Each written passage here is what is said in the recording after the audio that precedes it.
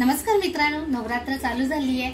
माझ्या या सुंदर परिवाराला नवरात्रीच्या मनापासून हार्दिक हार्दिक शुभेच्छा। आज देवी बसल्यात, आमच्याकडे पूजा मांडलेली आहे आणि लेकीचा पण उपवास आहे। तर आज मी बनवते साबुदाण्याची खिचडी।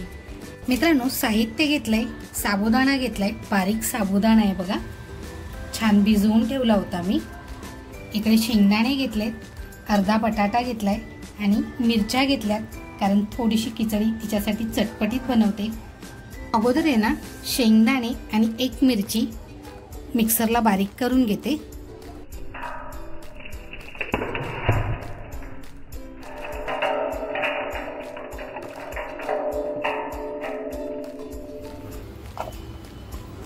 बघा, शेंगदाणे आहे ना थोडेसे जाडे भरडे ठेवलेले आहे, मिरची सुद्धा त्याच्यामध्ये छान बारीक नाही पण जाडी भरडी झालेली आहे। अगोदर आहे ना मिरची छान कापून घेते।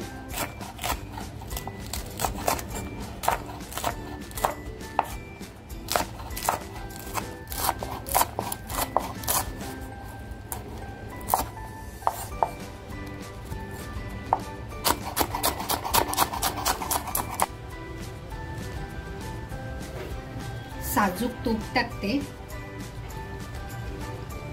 लेकीने ना माझ्या ह्याच्यापूर्वी कधीही उपवास केलेला नव्हता, यावर्षी तिने पहिल्यांदाच उपवास केलाय।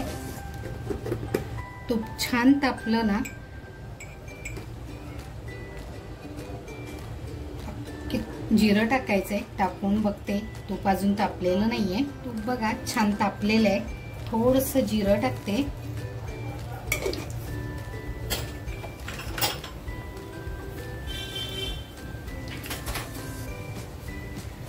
आणि जी मिरची कट करून घेतली ना ती मिरची टाकते।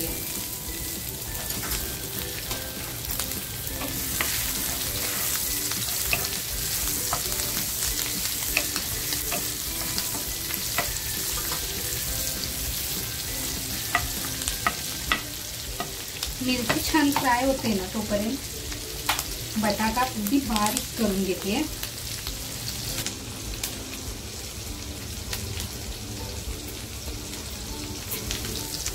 मग आपली मिरची सुद्धा छान फ्राय झालेली आहे, बटाटा टाकते।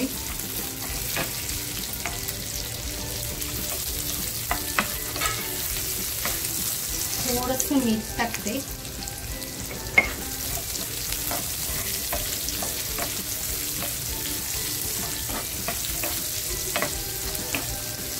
आणि हे जे साबुदाणे घेतलेले आहेत ना याच्यामध्ये थोडं मीठ टाकते।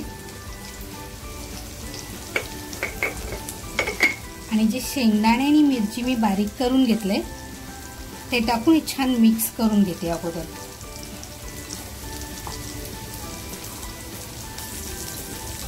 बघा, आपला साबुदाणा छान मिक्स झालेला आहे। आता हा साबुदाणा आहे ना मी पॅन मध्ये टाकणार आहे।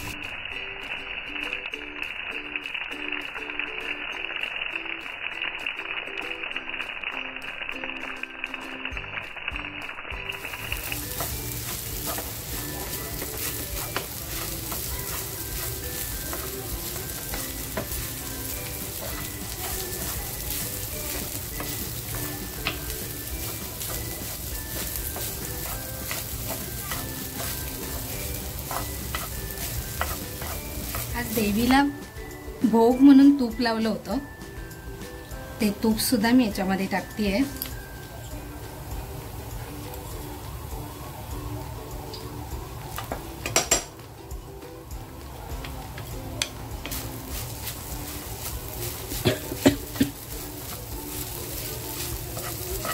मग आपली खिचडी आहे ना खमंग फ्राय झालेली आहे।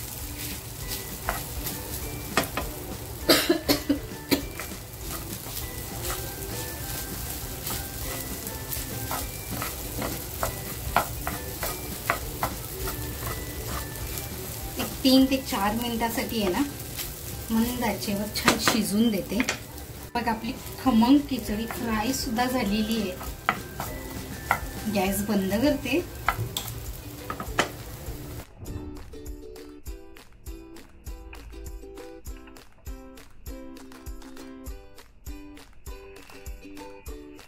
मित्रांनो, अगदी मोकळी सळसळीत आणि खाण्यासाठी सुद्धा जबरदस्त बनवलेली ही साबुदाण्याची खिचडी अगदी साध्या सोप्या पद्धतीने तुम्ही सुद्धा तुमच्या घरी नक्की बनवत असाल. पण ही पद्धत वापरून बघा आणि ही रेसिपी तुम्हाला आवडली असेल तर नक्कीच लाईक शेअर सबस्क्राईब करा. त्याचबरोबर स्वतःची काळजी घ्या. थँक्यू.